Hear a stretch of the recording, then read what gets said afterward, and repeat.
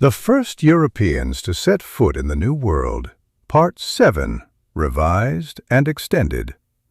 Native American Civilizations Before European Contact. Long before the first European sails appeared on the horizon of the Atlantic, the Americas were already a living, breathing world, shaped by tens of thousands of years of human history. This was not a silent continent waiting to be awakened by outsiders. It was a vast mosaic of civilizations, cultures, and nations, each with its own traditions, technologies, conflicts, and philosophies. To understand the true impact of European arrival, one must first understand what already existed. The peopling of the Americas began at least 15,000 years ago, and possibly much earlier. Early human groups migrated into the Americas over generations, adapting to radically different environments. Over time, these populations diversified, forming distinct societies across North, Central, and South America. By the time Europeans arrived in the late 15th century, the Americas supported millions of people organized into thousands of political and cultural entities. North America alone contained extraordinary diversity. In the Arctic and subarctic regions, Inuit and related peoples developed lifeways perfectly adapted to extreme cold. Their survival depended on precise knowledge of animal behavior, seasonal cycles, and ice conditions. Technologies such as kayaks, harpoons, and insulated dwellings were not crude improvisations, but refined innovations developed over centuries.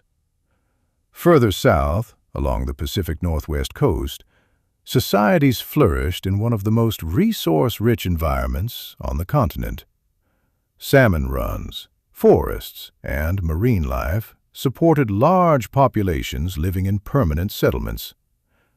These societies developed complex social hierarchies, hereditary leadership, and rich artistic traditions. Totem poles, ceremonial regalia, and oral histories encoded identity, lineage, and law. Wealth was measured not only in material goods, but in the ability to give. Ceremonial feasts, known as potlatches, reinforced social order, redistributed resources, and affirmed status. These practices demonstrated that economic systems could function very differently from European models, while remaining highly organized. In California and the Great Basin, indigenous societies practiced sophisticated environmental management. Far from living passively off the land, these communities actively shaped ecosystems through controlled burning, selective harvesting, and seasonal movement. These practices increased biodiversity and food security, creating landscapes Europeans later mistook for untouched wilderness. Across the Great Plains, cultures evolved around mobility, cooperation, and adaptability. Before the arrival of horses, Plains peoples combined agriculture with hunting. The later introduction of horses, brought by Europeans, transformed these societies dramatically, enabling large-scale bison hunting and reshaping warfare, trade, and social organization. In the eastern woodlands, dense forests and fertile soil supported some of the most politically complex societies in North America. The Haudenosaunee Confederacy, often called the Iroquois Confederacy, united multiple nations under a shared system of governance. Decisions were made through councils emphasizing consensus rather than absolute authority. Balance, diplomacy, and long-term thinking were central values. Some scholars have noted parallels between these political ideas and later American democratic principles. Further south, the Mississippian world rose and fell centuries before Europeans arrived. Cahokia, located near modern-day St. Louis, was once home to tens of thousands of people. Massive earthen mounds dominated the landscape, serving religious, political, and social functions.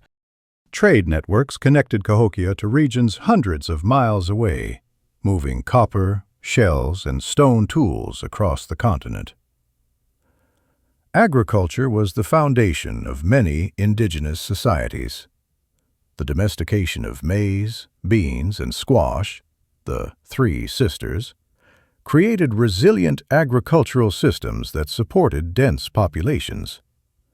These crops enriched soil, reduced risk of famine, and allowed communities to flourish. Today, they remain among the most important food crops in the world. Trade connected the Americas long before European ships. Indigenous trade routes spanned vast distances, linking the Great Lakes to the Gulf of Mexico and the Atlantic to the Rocky Mountains. Along these routes traveled not only goods, but ideas, technologies, stories, and spiritual practices. Spiritual life was inseparable from daily existence.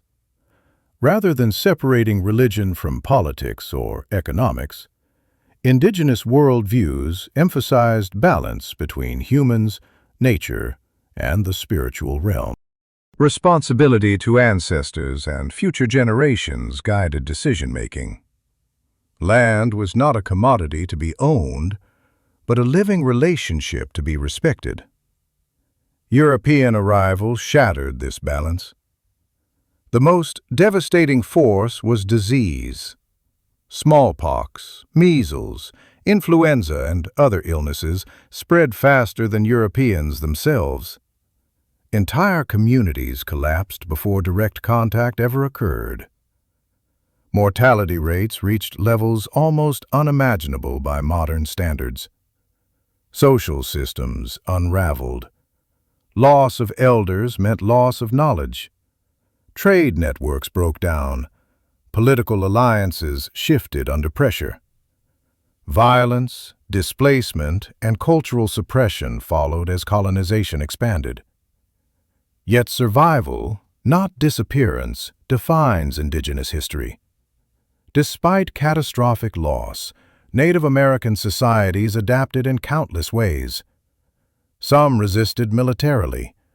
Others negotiated, migrated, or restructured communities. Cultural practices survived underground or transformed to endure. Indigenous peoples did not vanish.